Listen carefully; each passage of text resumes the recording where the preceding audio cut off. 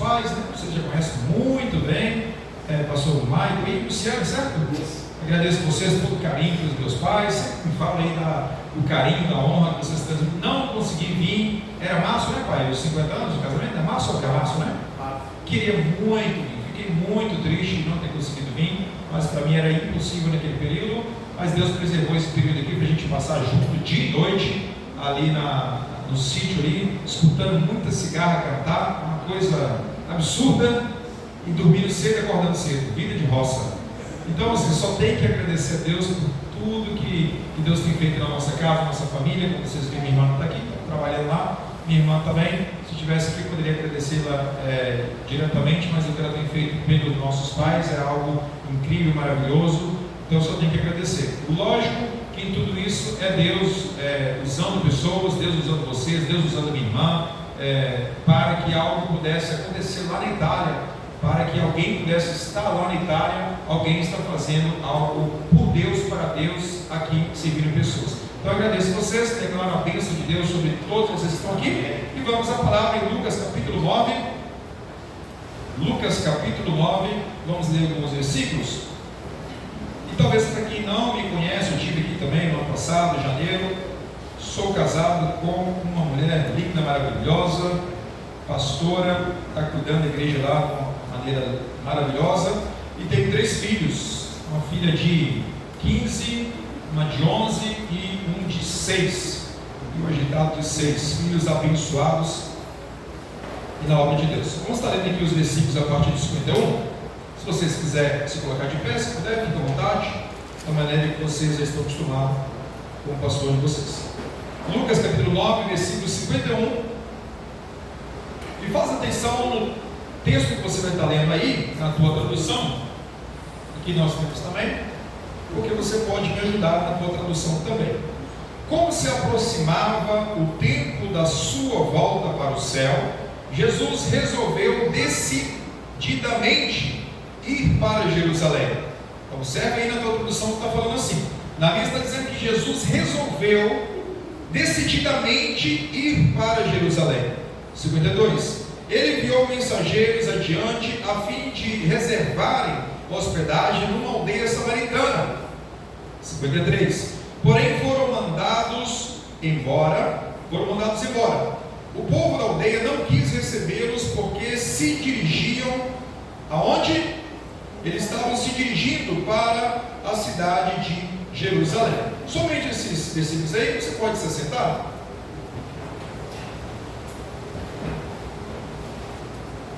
Eu vou tentar trazer para você o contexto, mas daqui a pouco eu vou te perguntar aí sobre esse versículo 51. Então você deixa marcado aí sobre o 51 e talvez um outro versículo. Antes desse momento, antes que Jesus decidisse ir para Jerusalém, você vai encontrar sempre no capítulo 9 Jesus preparando os seus 12 discípulos. Você sabe que ele caminhava com 12 discípulos. Então ele estava sempre preparando, dando experiência, dando oportunidade. E todas as oportunidades que Jesus dava para os discípulos de crescer, de aprender, de amadurecer, nem todas elas eram oportunidades felizes, não eram oportunidades agradáveis, não era oportunidade onde eles diziam: uau, que bom, o Senhor está nos dando um presente, o Senhor está festejando com nós alguma coisa. A maioria das experiências que eles deram para os discípulos era em meio às dificuldades. E quem sabe você está passando uma dificuldade na vida, de vez em quando você passa, e você fala: meu Deus, mas é só comigo que acontece isso. Quem sabe Deus não está te dando uma oportunidade de crescer nele, ter experiência com ele, se amadurecer nele. Passam alguns dias de algumas experiências, Jesus decide chamar eles e falar: olha, vou mandar vocês para pregar de cidade em cidade. E deu algumas indicações, eles voltaram muito felizes. Por quê? Porque em nome de Jesus houve cura, houve milagre, houve libertação. A Bíblia não relata exatamente quem ali foi usado pelo nome de Jesus ou por Deus para acontecer alguns milagres, mas o fato é que no capítulo 9, um pouco antes, você vai ver que milagres aconteceram, os doentes foram curados, várias pessoas foram curadas. Após isso, passam alguns momentos, Jesus sempre ensinando eles com respeito também a quem é mais importante ou quem é maior. Ele sempre tinha essa preocupação quem que é mais importante, quem que é maior. Eu vejo na Bíblia sempre Jesus ensinando, sempre a Bíblia nos ensinando, igual o pastor dizia, o melhor para Deus não é aquele que faz mais milagres, aquele que opera mais maravilhas, é aquele que tem um coração contrito, quebrantado diante de Deus. O próprio servo de Deus, Davi, ele disse: olha Deus, se o Senhor quisesse muito sacrifício, eu te oferecia muito, porque Davi podia, tinha dinheiro para isso, mas Davi sabia: olha, mas eu sei Deus, aquele que te agrada é um coração quebrantado, é um coração contrito em tua presença. Então, você ser uma pessoa que Deus está feliz com você, não tem a ver se Deus ele está te usando para fazer milagre, não tem a ver se Deus está te usando para profecia, não tem a ver se você está sendo instrumento, cantando, tocando. Talvez você fique aí triste, não tinha um baterista, não estava, eu poderia tocar aí, né? Mas não fica triste não, porque o que agrada a Deus é a tua intimidade com Ele, é o teu carinho que você tem por Ele, pelas pessoas, é o cuidar das pessoas. Quem sabe você pode ser um grande instrumento de Deus na tua simplicidade lá no teu trabalho. Então Jesus estava sempre ensinando os seus discípulos, e eles tiveram uma grande oportunidade, eles tiveram uma grande experiência, ao menos 3 deles. Isso no versículo 28, Lucas 9, versículo 28, está escrito que Jesus pegou 3 discípulos, que eram Pedro, João e Tiago. Se você puder repetir para ficar bem claro na tua mente, Jesus chamou 3 discípulos para poder ter uma experiência com Ele. Quais eram esses discípulos? Fala aí: Pedro, João e Tiago. Pedro, João e Tiago. Pedro, João e Tiago, cada um tinha o seu modo de expressar, ou tinha a sua intimidade com Deus, ou era usado por Deus de uma forma. Você não encontra na Bíblia, por exemplo, milagres de curas através da vida de João, mas João foi um grande homem de Deus.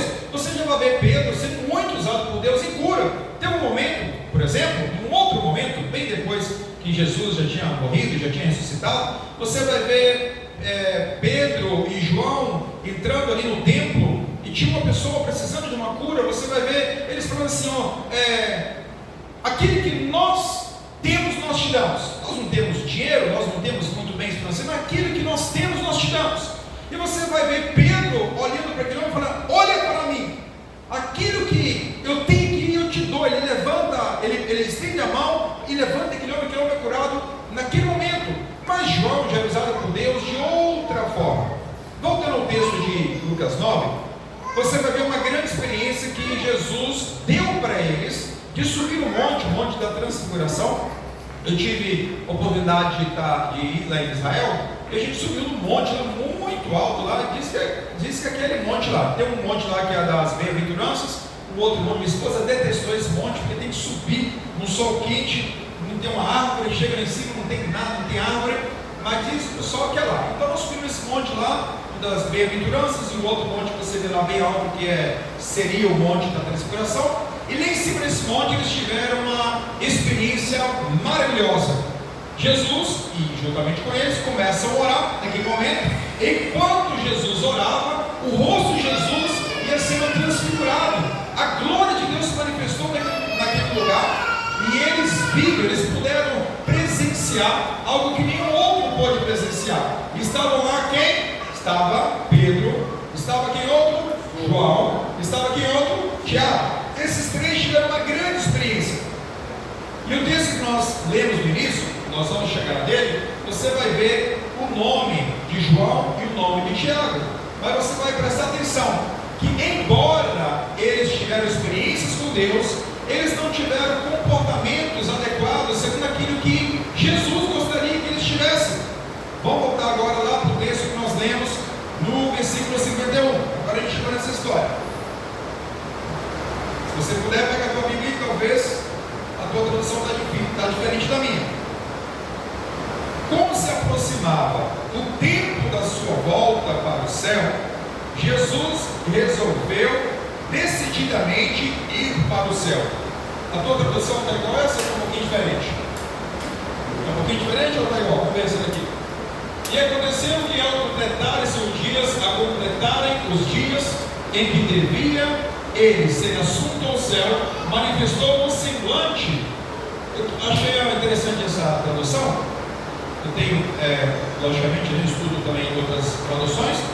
Eu ganhei essa daqui do meu pai, uma vez, mas não falou de semblante. A palavra semblante eu achei interessante. Semblância no rosto. Jesus, sabendo que o dia de viver o propósito dele estava chegando, Jesus manifestou no rosto dele, o semblante dele, aquilo para o propósito que ele veio. E se tu talvez colocasse um tema nessa mensagem, seria o propósito de vida do homem. Todo homem, toda mulher que está aqui nessa noite, nós deveríamos, ou talvez nós temos, um propósito de vida. Para que você está aqui? Para que você existe? Para que você está vivendo a sua vida? Quando nós não entendemos qual é a vontade de Deus, o propósito de Deus para a nossa vida, você vai levar uma vida aí igual antigamente tinha um aí que cantava aí no mundo aí, deixa a vida me levar. Uma vida sem direção, uma vida sem propósito, uma vida sem destino, sem garra, sem vontade. Agora Jesus não. Jesus, durante muitos anos da sua vida, ele foi carpinteiro. Você sabe disso, né? Durante muitos anos da sua vida, ele trabalhou com madeira. Aí eu te pergunto, o que tem a ver trabalhar com madeira, fazer banco, fazer um púlpito, fazer um móvel para uma casa? O que tem a ver fazer um móvel com propósito? Nada, aparentemente. Mas Jesus carregava dentro dele o propósito. Muitas das vezes, ou quase todas as vezes, aquilo que você está fazendo aparentemente não tem nada a ver com o propósito que tem que estar dentro de você, tem que queimar em você, tem que arder em você, na tua face. Enquanto você faz móveis, enquanto você atende uma loja, enquanto você recebe alguém, enquanto você cuida do seu filho e da sua filha, enquanto você dá de comer para o teu filho, talvez não tenha nada a ver dar de comer para o filho, mas você está fazendo, ou deveria fazer, aquilo que é o teu propósito. Eu dou comida, mas eu sei aonde meu filho vai chegar. Meu filho vai servir a Deus, ele vai ser um grande instrumento de Deus. Você está lá na sua loja, lá onde você trabalha, está lá trabalhando, ninguém sabe aquilo, talvez que está queimando você. Agora, se tiver uma oportunidade, você vai expressar fora, eles vão ver qual é o teu propósito de vida. Enquanto estivermos nessa terra, nós temos um propósito: levar pessoas para conhecer aquele que na cruz do Calvário morreu por nós. Jesus Cristo morreu na cruz do Calvário por um propósito. Qual era o propósito de Jesus? Salvar você, transformar a tua vida, te dar paz, te dar alegria, mudar o teu casamento, mudar os seus filhos, mudar a tua descendência. Lá na Itália, eu não sei, aqui acredito que não, pelo menos de várias histórias que eu escutei, mas quem sabe tem alguém aqui que está nessa situação. Lá tem várias pessoas que chegam na igreja, que não tiveram pais que serviam a Deus, vieram de tantas outras crenças erradas, vem com a vida toda atrapalhada. Os pais tiveram casamentos atrapalhados, casamentos com dificuldades, nenhum problema com respeito àquilo que aconteceu no seu passado. Desde que você decida aceitar o propósito de Deus na tua vida. Qual é o propósito de Deus, pastor? É ser salvo em Cristo Jesus. Junto com a salvação vai haver uma regularização do teu casamento, uma regularização da tua vida social, vai haver a regularização até da tua saúde. Tudo isso vai vir quando você aceita que Jesus morreu por um propósito. O propósito era transformar a tua vida, transformar a tua família. Ah, que prazer, que maravilha, que alegria que eu tenho de ter sido criado no berço evangélico, ter sido ensinado. Talvez, como eu disse, com meus 14, 15 anos tinha as minhas vergonhas, mas alguém estava cuidando de mim, sabendo, esse menino, talvez ele tenha vergonha hoje, mas ele vai viver o propósito.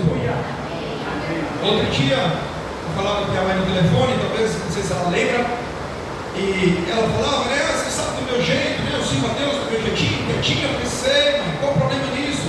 Não é problema, tal, vai lá. Eu falei, mãe, deixa eu te falar, talvez a senhora não sabe disso, não pegou para pensar.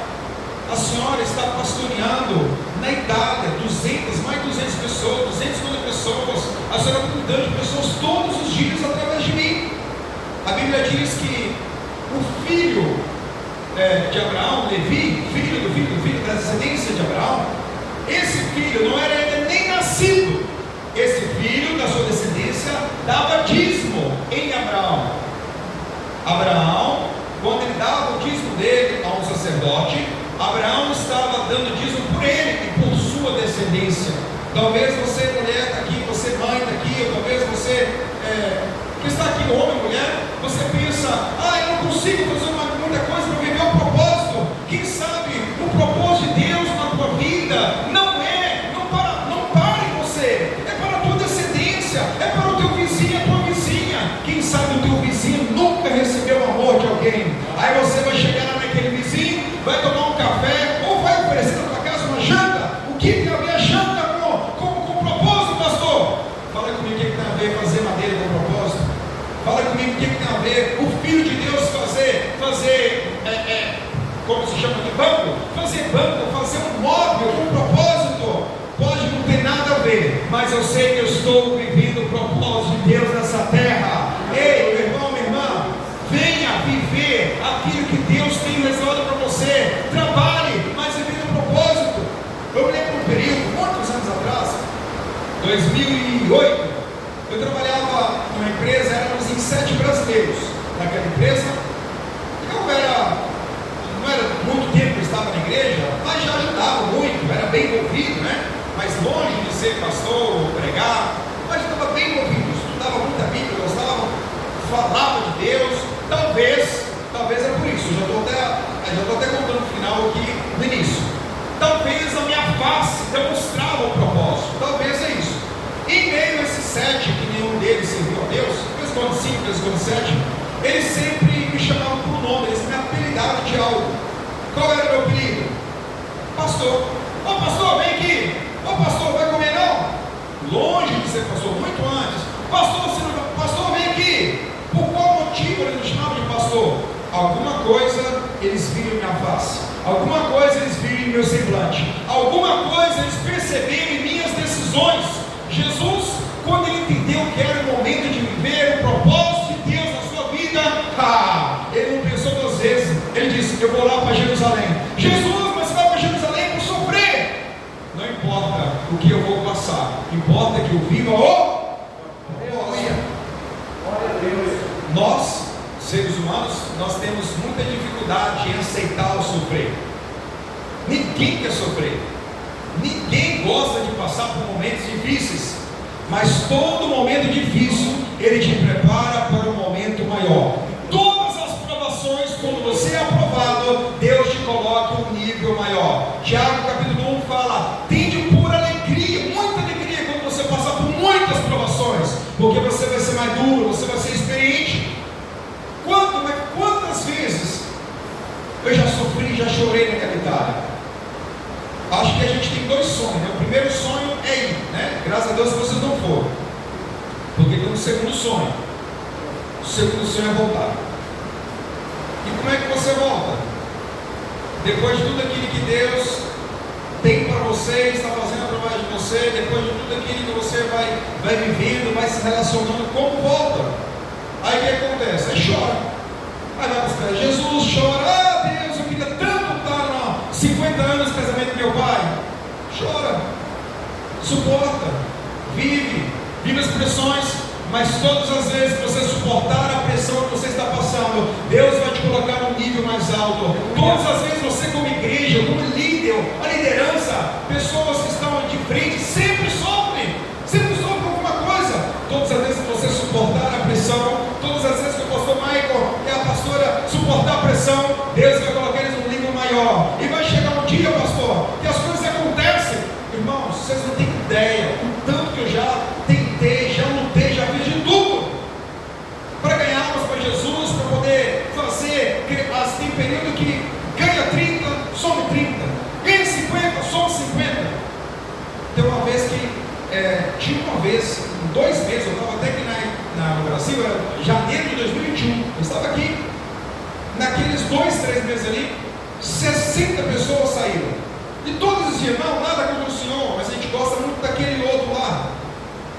Abriu uma outra igreja, e muitos queriam atrás daquela outra pessoa, uma pessoa já muito conhecida, uma pessoa idosa, respeitada na cidade. Pensa se eu não sofri, pensa se a minha esposa não sofreu, pensa se nós não choramos, pensa se nós não fomos humilhados. É muita humilhação. Eu estava lá na chácara do meu pai, no dia desse janeiro, e eu conversei com videochamada com um casal, e esse casal, acho que eles falaram, não, eu vou, já que nós estamos por cima mesmo, nós vamos pisar, né? Eu falei, não, você tem que saber por que está todo mundo saindo, alguma coisa você fez. Eu falei, meu Deus do céu, o que eu fiz, Jesus amado? Graças a Deus eu nunca fiz, eu estou aqui pregando o evangelho, eu estou aqui tentando. Então, nós sofremos, mas cerca de 2, 3 anos depois, já duplicou, já triplicou, já chegou tantas vidas, pessoas que não serviam a Deus, se batizaram nesse ano, se converteram, um crescimento fora do normal. Quem sabe o próprio Deus estava me provando, me testando, me preparando para ganhar essas almas para o reino dele. Então, meu irmão, minha irmã, seja fixo, seja forte, seja valoroso, seja fixo no propósito, porque o choro pode durar uma noite, e já choramos muito nessa vida, mas pela manhã vem alegria, e verá alegria na tua vida. Eu quero declarar sobre você, sobre a tua casa, sobre a tua família. O choro sim está passando, você está sofrendo, mas você vai ter alegria, você vai se regozijar no Senhor. Isso se você declarar nessa noite, eu aceito o propósito, eu aceito o propósito.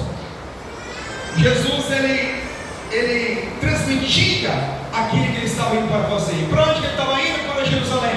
O que era Jerusalém? Jerusalém era a cidade de adoração, era a cidade conhecida em todo mundo na época, e hoje também. Tive lá também em Jerusalém para conhecer. Quem nunca foi lá? Tive lá antes da guerra.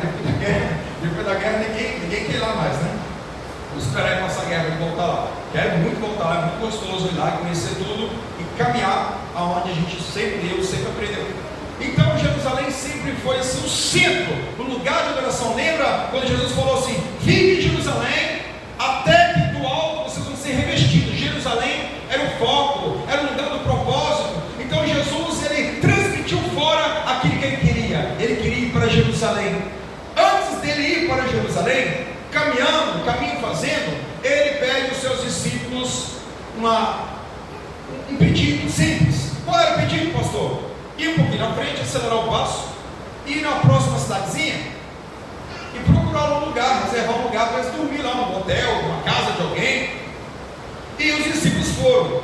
A Bíblia não relata com clareza quais discípulos foram. Não creio que foram todos, mas os discípulos foram. E a Bíblia não conta o detalhe do que aconteceu, como é que foi. Ele batendo nos hotéis, ele batendo talvez ali nas casas. Pessoal, a gente está aqui em 13 e nós estamos querendo aqui dormir, nós temos dinheiro para pagar. Porque tinha umas mulheres que mantinham, né? Você sabia que Jesus, ele pagava tudo. Então, até Jesus, pastor, precisava de dinheiro naquela época também. O pessoal fala assim: de graça recebeu, de graça dá. Jesus dava a palavra de graça, né? Tinha que pagar para dormir, tinha que pagar para comer, né? Às vezes as pessoas acham que é tudo de graça, que é energia de graça. Só falar com como é que é a fornecedora de energia aqui? Semig? Né? Tem gente que acha que é só falar que a Semig é igreja, de graça. Não tem nada de graça. A salvação é de graça, mas toda a estrutura tem que investir. Os jovens lá, né? Precisou gastar combustível, né? Os jovens, tudo gasta. Então, nós não sabemos o detalhe, o que aconteceu, mas nós sabemos o resultado que os discípulos contam. Os discípulos voltaram tão irritados, tão nervosos, tão abafados com essa entrada nessa cidadezinha, e eles queriam que esse povo morresse.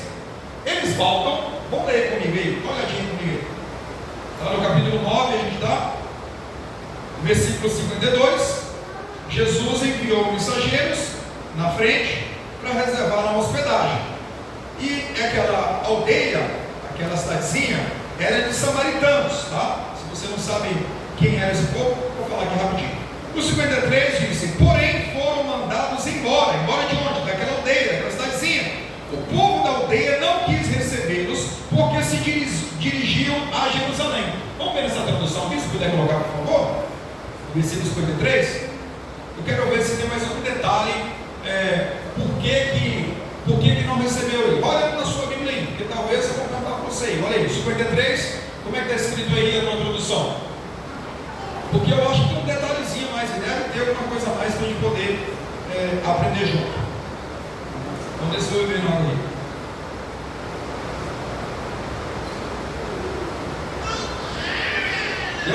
Deu? Enviou mensageiros que o antecedessem, indo eles, entraram numa aldeia de samaritanos para lhe preparar a pousada. Isso depois? Mas não o receberam, porque olha aqui o detalhe.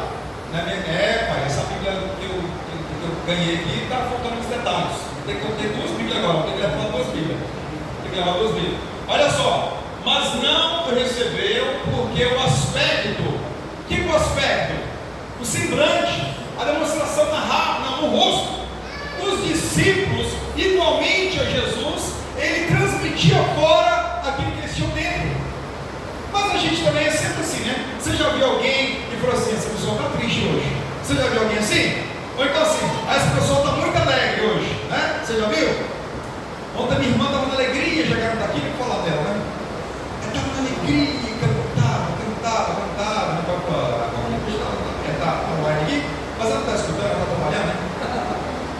Ela estava na alegria, cantava. A gente consegue perceber quando o outro está triste ou está alegre, não é verdade? E as pessoas conseguem perceber quando você está vivendo o propósito?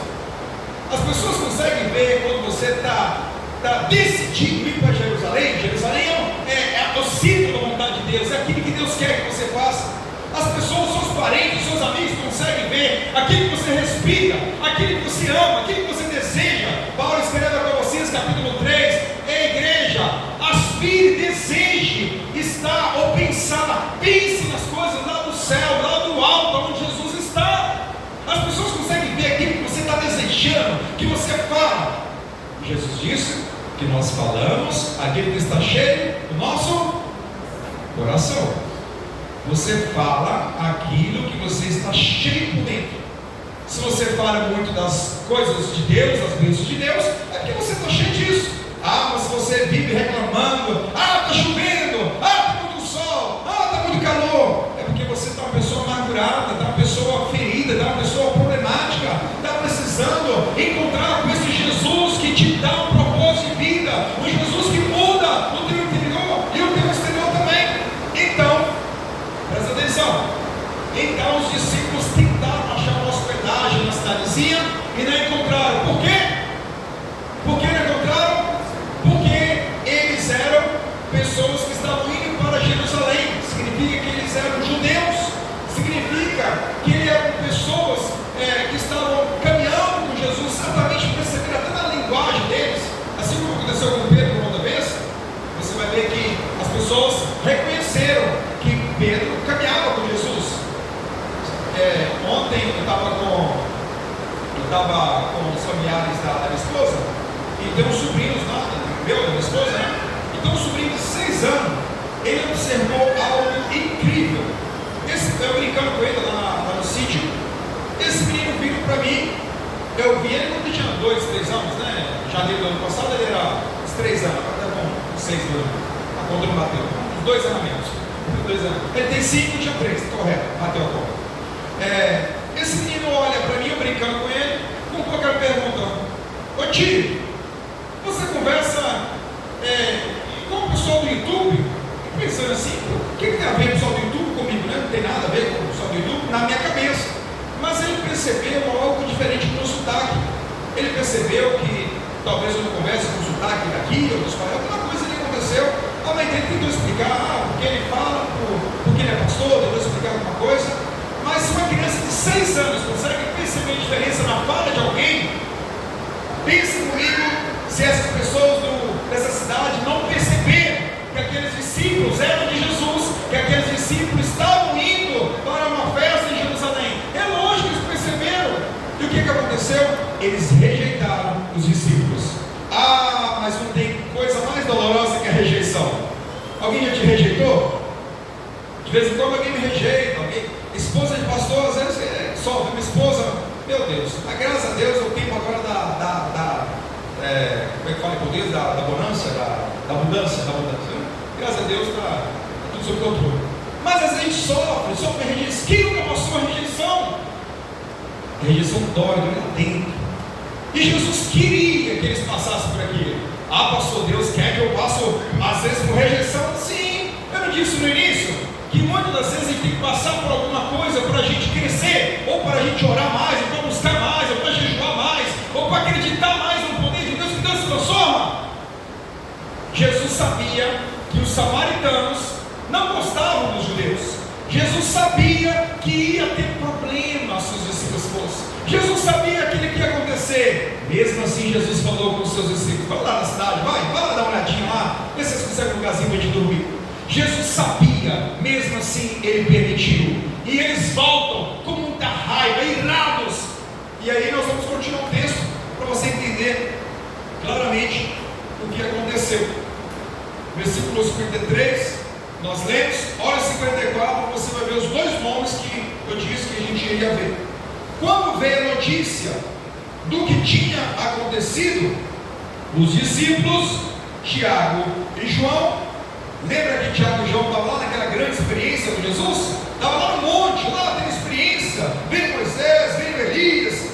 Agora você vai ver que Tiago e João disseram a Jesus: Senhor, podemos pedir que caia fogo do céu para queimar todos eles? Podemos fazer aqui uma oração? A gente quer orar, Jesus. Jesus, o Senhor já ensinou a gente a orar. O Senhor falou que é importante a gente estar sempre em oração, né? Eu imagino que o pastor Michael sempre falando com a igreja: gente, vamos orar, gente, vamos jejuar, né? O filho do pastor aqui dando um aviso: vamos orar esses dias tudo.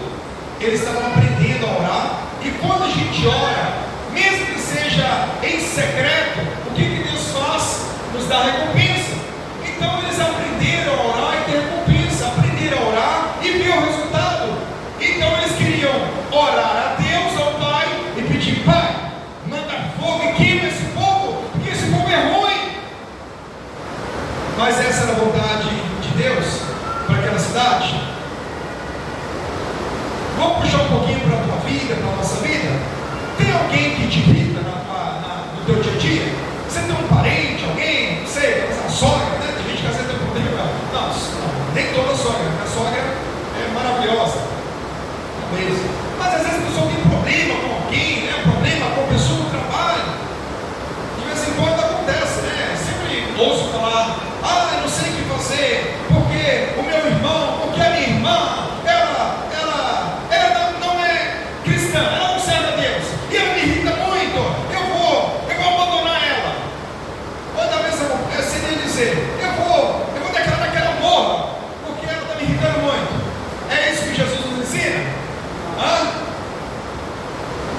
Homens que tiveram experiência com Jesus, homens que subiram no monte, homens que foram usados por Deus para ver milagres, acontecer milagres, homens que podemos dizer homens de Deus, comportando da maneira errada. A maneira que Deus quer que você comporte é a maneira do propósito. Suporte os problemas, passe os problemas, mas acreditando que Deus pode fazer milagre. Deus pode transformar aquela pessoa que está te irritando, que está te perseguindo, que está te maltratando, que está te rejeitando, que está fazendo mal para você.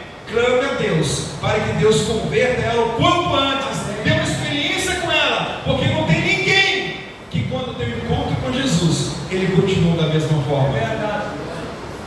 Se você entrou numa casa e lá te rejeitaram, não fique com rancor, não fique com raiva, não fique com ódio, não fique pedindo a Deus para fazer o mal para aquela pessoa. Em vez, fala com Deus: Deus, tenha misericórdia dessa pessoa. De vez em quando acontece, né? Nós que estamos sempre lidando com pessoas, de vez em quando acontece que as pessoas, por estarem feridas, por estarem mal, nos agride muito em palavras, muito. Acontece demais comigo. E eu já parto com um princípio: se me agrediu, se está com raiva, se está com palavras duras contra mim, essa pessoa está precisando muito de mim. Ela está precisando demais, porque está cheia de ferida, está cheia de amargura, está cheia de morte dentro, sabe, de tristeza. É uma pessoa necessitada de você, é uma pessoa que precisa sim do teu abraço. Pastor, mas eu vou me abraçar, ele vai me fazer um mal. Então antes de abraçar ela, ore por ela durante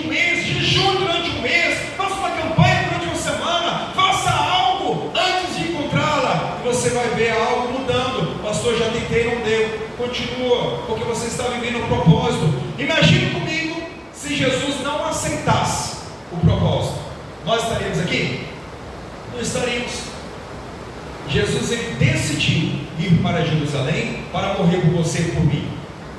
Eu não posso decidir passar um período difícil, um período de sofrimento, por amor de uma vida, por amor de uma pessoa que está precisando de mim. Você pode, e assim como Jesus assim fez. E Jesus então, para terminarmos aqui, Jesus então responde para eles. 55. Mas Jesus voltou-se e chamou a atenção deles, dizendo: vocês não sabem com que se parece o coração de vocês, ou vocês não sabem de que lado vocês estão, vocês não sabem o que vocês estão querendo, ou vocês não sabem qual é o propósito, qual é a vontade de Deus para vocês. Jesus, ele disse assim: olha, vocês não sabem de que lado vocês estão. Eu não estou do lado de querer o mal para as pessoas, eu estou do lado de querer o bem para as pessoas. Eu estou do lado de querer dar vida para as pessoas. Vocês estão querendo matar as pessoas. Eu quero concluir essa mensagem nessa noite te convidando a sair daqui nessa noite, desejando ter um coração como aquele de Jesus, desejando ter um coração de viver o propósito de Deus. Não importa as circunstâncias que você está passando agora, o que importa é o propósito. O propósito é maior do que o tempo, o período que você está passando. Talvez o período que você está passando não é aquele que você queria, mas se você viver a vontade de Deus, o propósito de Deus, você vai ser muito feliz nessa vida. Quem sabe você não vai abraçar aquela coisa que você tanto quer nessa terra, igual Abraão desejava tanto a terra prometida, mas a Bíblia diz que Deus deu para ele algo superior àquilo que ele queria na terra. Quem sabe aqui na terra, durante esse período que estamos aqui, você não vai viver aquilo que você tanto deseja. E o que me importa é viver coisas maiores que Deus tem para a minha vida. Eu quero te, pastor, podemos fazer uma oração para terminar? Eu te peço para te colocar de pé neste momento e vamos orar juntos, vamos declarar: Deus, eu aceito o propósito do Senhor na minha vida. Deus, eu aceito sofrer, passar períodos de sofrimentos em prol daquilo que o Senhor tem para mim. Uma certa vez, ou mais de uma vez, Paulo escrevia cartas a Timóteo, seu filho na fé, e dizendo: Timóteo, sofra por conta do Evangelho, sofra por essa motivação, porque eu suporto todas as coisas. Paulo dizia: eu suporto todas as coisas em prol das pessoas que vão receber a salvação. Você pode fazer a oração neste momento junto comigo. Você pode declarar: Deus, eu quero viver o teu propósito em minha vida. Talvez você vai trabalhar com madeira, talvez vai trabalhar em alguma empresa siderúrgica, alguma loja, talvez você vai trabalhar em algum escritório, talvez você vai trabalhar dirigindo, trabalhar limpando, não sei o que você vai trabalhar. Esse não é o teu propósito, isso faz parte da tua caminhada, do teu propósito. O teu propósito é falar do amor de Deus para alguém, o teu propósito é suportar as coisas em prol daquela pessoa que há de herdar a salvação. Feche os teus olhos, vamos estar declarando juntos. Começa a falar com ele, declarar: Deus, eu aceito, eu quero viver aquilo que o Senhor tem para mim. A Bíblia diz em Isaías 53 que Jesus olha para aquilo que ele fez e ele está muito satisfeito, porque Jesus, ele ora hoje para a igreja que ele fundou, para a igreja dele que está aqui em Bom Jardim, que está lá em Milão, na Itália, que está em Patinga, a igreja dele. Todos nós somos a igreja dele. Teve um bom retorno, teve um bom lucro, teve um bom resultado, porque ele não abandonou o propósito, embora o sofrimento. Igreja, não abandone, não saia daquilo que ele quer que você faça, não se afaste da linha, venha para dentro, venha para Jerusalém, caminhando junto para Jerusalém. Vamos viver o propósito, porque em viver o propósito de Deus, ali estará e ali estão as bênçãos do Senhor para você.